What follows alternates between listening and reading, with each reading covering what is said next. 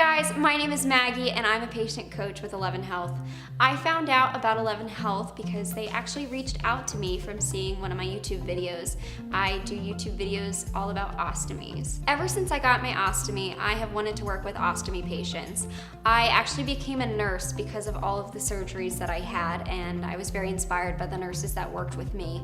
But what I have found is that I only get to work with ostomy patients for a limited amount of time. So through 11 Health, I get to work with only ostomy patients and I get to share my experiences with them. I wound up getting my ostomy when I was 16. I had a failed resection, wound up in a pretty critical condition after some intestines fell apart inside of me, and my ostomy surgery was an emergency. So I woke up and it was kind of a surprise, but it was not long before I felt the difference. I felt so much better after having my ostomy.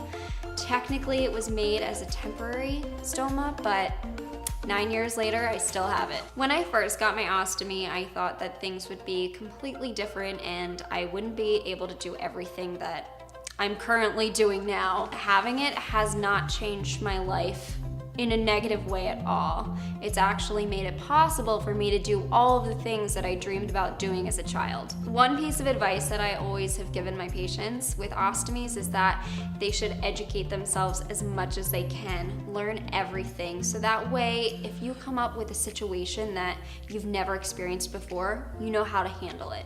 And I think I've taken my own advice and I just try to learn everything that I can about stomas, even ones that, I've never experienced in a clinical condition.